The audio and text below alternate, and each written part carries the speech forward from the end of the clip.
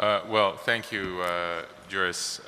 It's definitely a really honor to be here. It's a new forum for me. Riga, however, is not a new city. It is one of my favorite cities in Europe. It's truly wonderful. As someone who grew up in Northern California, also close to the ocean, I feel at home with the seagulls flying around and the cool weather. I have to say, you know the famous line from Mark Twain, the coldest winter I ever had was summer in California, so in San Francisco. So one could say the same in Riga, perhaps.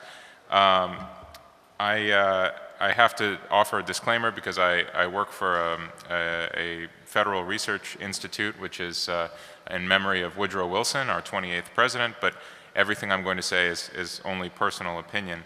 I want to focus exclusively on the что делать part of the question that was introduced earlier by Alexander Dinkin, and that's because in Washington I think we have enough right now of кто виноват. In fact, that's almost all we have. I was recently at a meeting which Ambassador Matlock also participated in, and a number of our former US ambassadors to Moscow, actually 4 of them, plus a number of other distinguished people, and our current ambassador. And the phrase was used at that meeting that the trust level between Russia and the United States is below 0. And I think that that's accurate. So I'm afraid I want to focus on what can be done, but I cannot promise that any of it can be done particularly soon.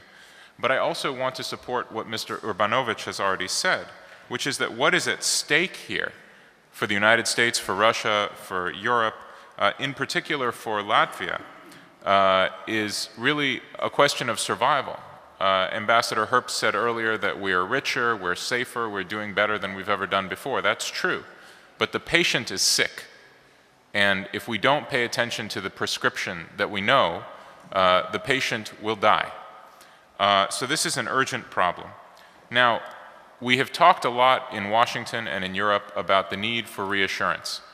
We have focused, as I was just discussing with my neighbor, on the military dimension of reassurance, what we call in the United States the European Reassurance Initiative. There's a NATO component. But there also, and I think reassurance is very important for Latvia, for the Baltic region, but there's also a diplomatic component to reassurance.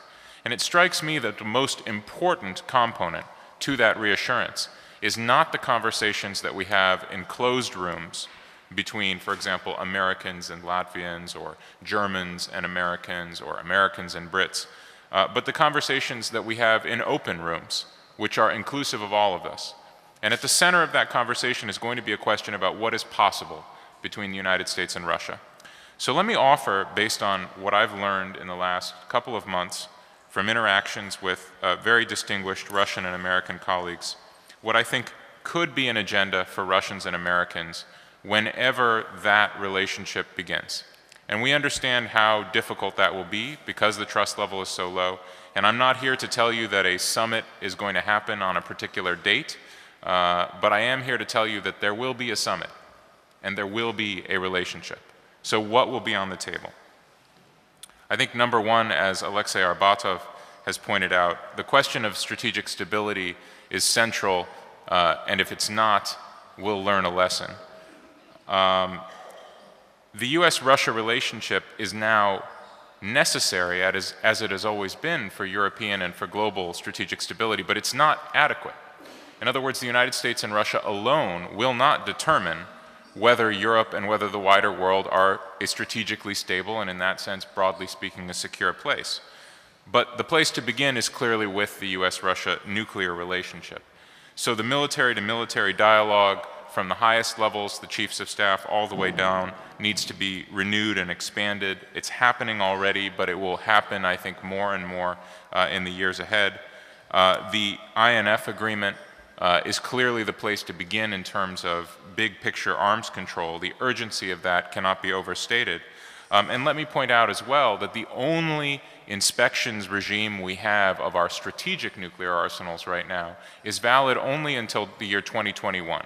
So that's now less than 5 years away, and the expiration of that agreement will occur, in effect, within this one presidential administration. Technically, it will occur very shortly afterwards, but for practical purposes, if we don't negotiate an extension in this presidential administration, we will not have one. We learned that lesson, by the way, the last time around.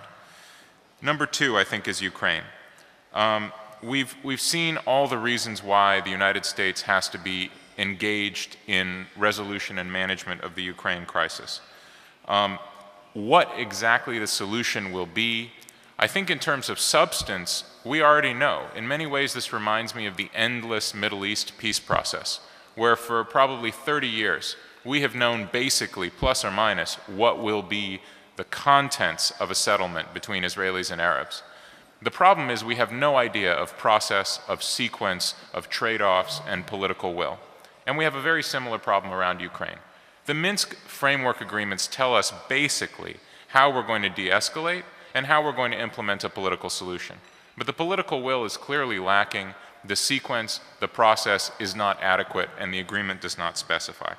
So I think a smart approach, and this is something that, again, in this meeting recently, the ambassadors and many others talked about, is the need to create a framework with special envoys from all sides, including my own country, which has been missing until now, to explore the contours of a solution so that when the political will is there, which I hope that it will be, I hope that we're not looking at another Transnistria 20 or 25 years, that the capacity is ready to go. We don't want to have to start from zero every 6 months each time there's an upswing in the fighting. So that would be priority number two. I think number three is regional crises. You could say, as Alexei has said about arms control, if we don't take care of them, they will take care of us.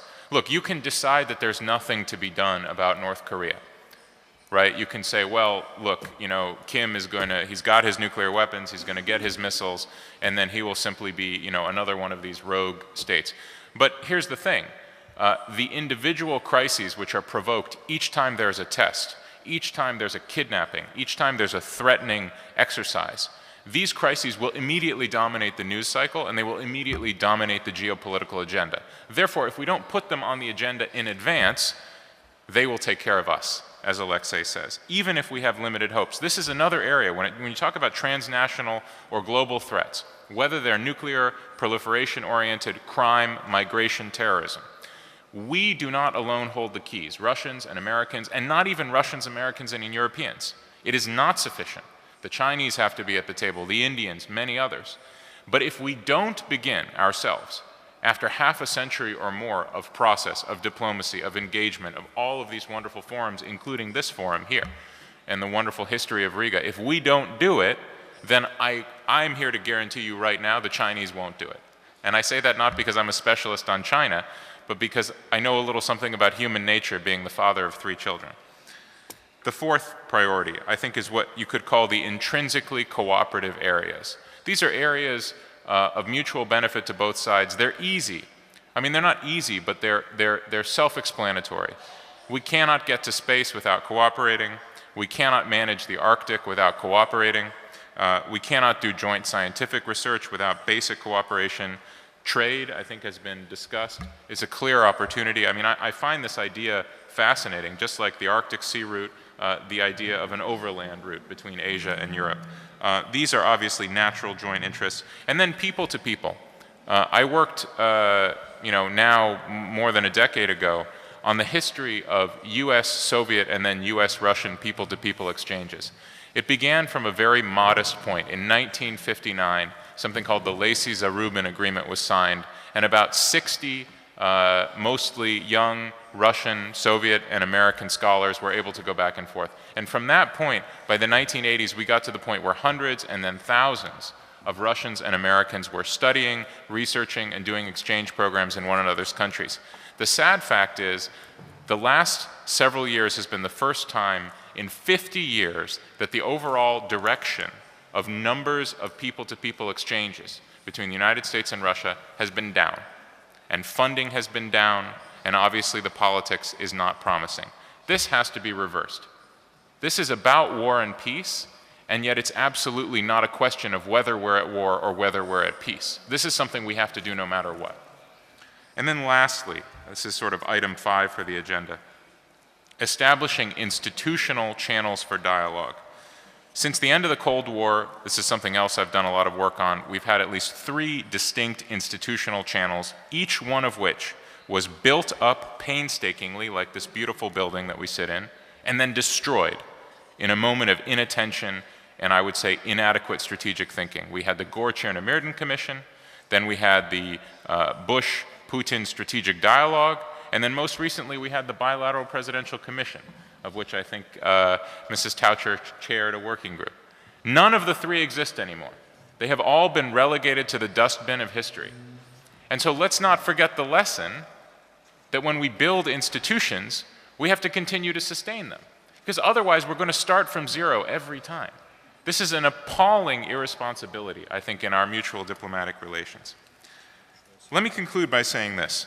As Ambassador Herbst pointed out, yes, we are, in a sense, wealthier, safer, healthier than we have ever been. I think a lot of indicators prove that statement. And yet, as he also pointed out, twice in the last, shall we say, life cycle of this Euro-Atlantic, European, Eurasian body politic of ours, we have suffered massive coronaries, which almost killed the patient. And we know right now that the prescriptions that were put into place after those emergency interventions, that those are not being followed, that the patient has forgotten about the prescription. So the sense of urgency, I think, does have to be one of health and life and death and basic interest. So let me end there. Thanks.